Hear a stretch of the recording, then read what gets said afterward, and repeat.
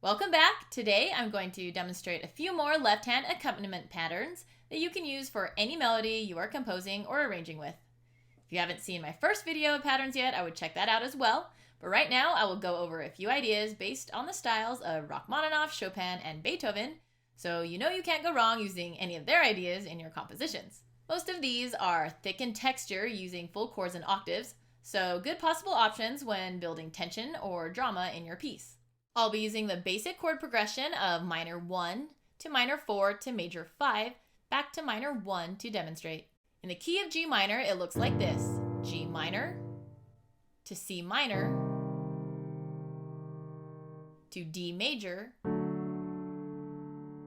back to G minor.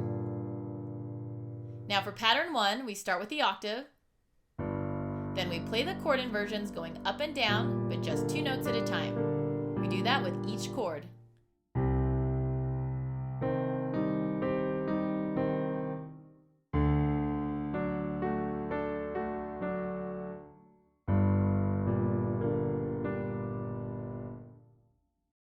Breaking that down, I take the G minor chord, invert it so the bottom note goes to the top, play it with your pointer finger so you can invert again, and bring the bottom note up an octave and play it with your thumb on top.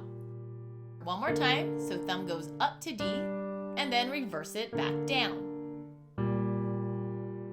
Again with the C minor chord, we just play the octave, then the C minor chord in first inversion, so C goes on top, then invert again, so the E flat goes on top, invert one last time so the chord is now in root position, now invert back down the same way in reverse. Repeat the process with D major, first inversion chord leaving out the middle note, so we play F sharp and D with our pinky and pointer finger, and invert again so we play A and F sharp. And invert one more time back to root position D major chord and reverse it all back down. Again back to G minor, invert it up, and you can stay there this time, or come back down again.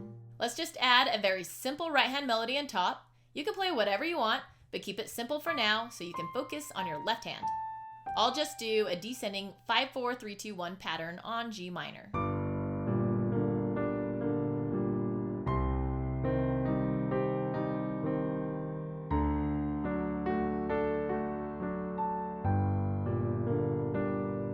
Pattern number 2 is very similar, starting again with the G octave, and then jump to the second inversion, so G is in the middle, and do the same 2-note inversion pattern up twice.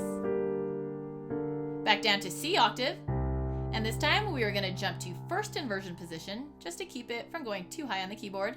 But again, you can do whatever inversion you want, and the same thing on D. I'll just start in root position this time and invert up from there. And then back down to G, we can either start in second inversion again or first inversion position, your choice. With the right hand, it sounds like this.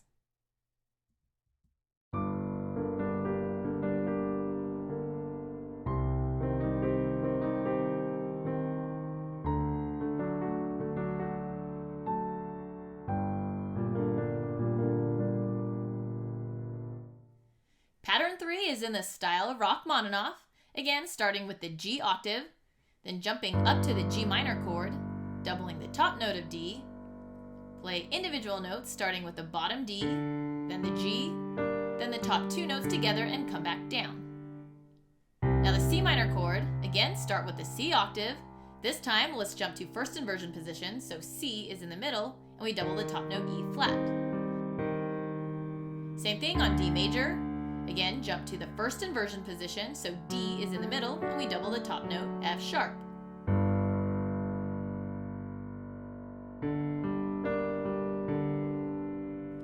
Hands together, it sounds like this. G minor chord, double the D. C minor chord, first inversion, so double the E flat. D major chord, first inversion, double the F sharp. Back to G minor.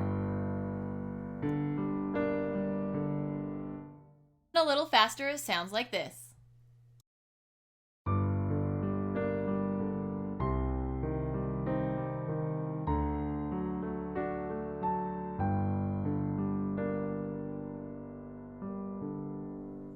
Pattern 4 is in a Chopin style, single note arpeggiation starting in a G minor chord position. Play the bottom root note, skip the middle third, play the top note, cross over with the middle finger and play the note a whole step above, then play the note a half step above, and reach with the thumb to the top note of the G minor chord, which is D. So there is our G minor chord. Now reverse it back down. Again. So just G minor chord,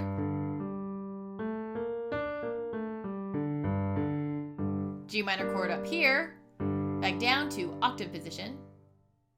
Let's do the same thing on C minor. So start with C octave, skip the third and play the fifth, cross over a whole step, then a half step, reach up to the G with the thumb and go back down.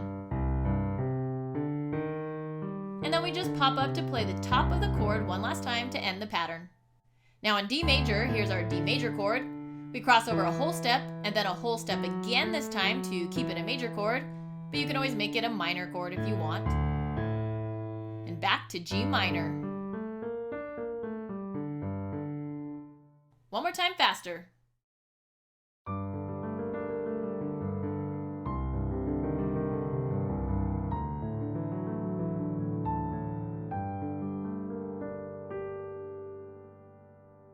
Pattern 5 is a variation of the common ascending arpeggio up and down, but instead of going up first, we start with the octave and then go down and back up.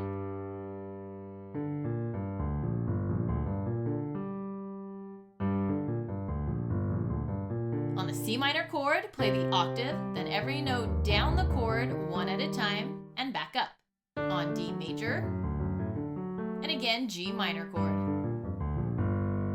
With both hands, it looks like this.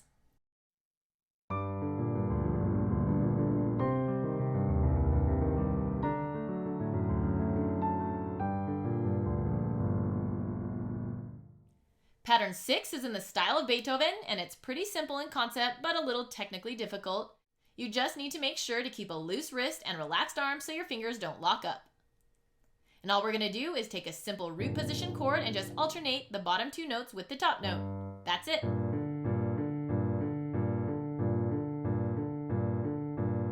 Next chord, root position. Alternate the bottom two notes with the top.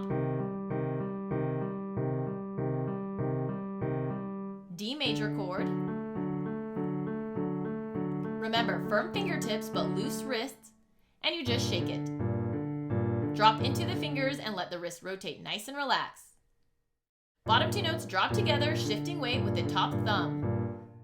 Feel that weight shift from bottom top, bottom top. C minor chord, same thing, let it shimmer nice and loose. D major chord. Now instead of jumping around, you can keep it in close position.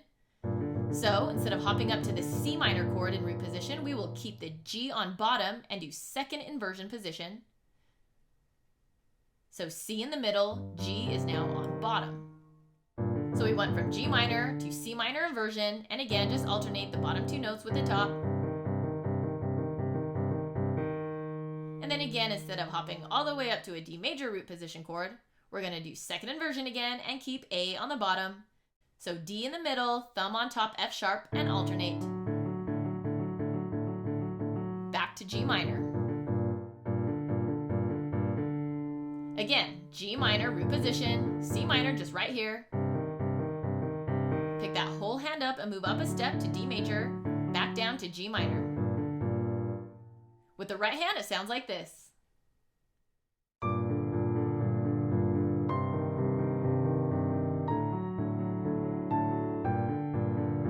For me, it was easier to use my fourth or ring finger on bottom for the D major chord because I was already there. But if your fourth finger is a little too weak, you can use your pinky finger instead. It really doesn't matter.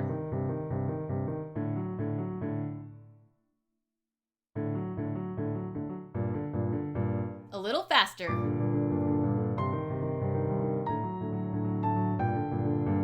The last pattern is just a waltz variation of that, so in 3/4 time.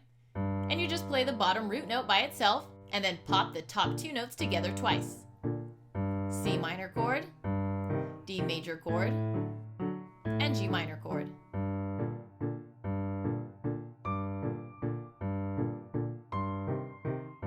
And that's it for today. Practice those combinations and try them out on all of the major and minor chords. And I'll be back next week with more lessons. Thanks for watching.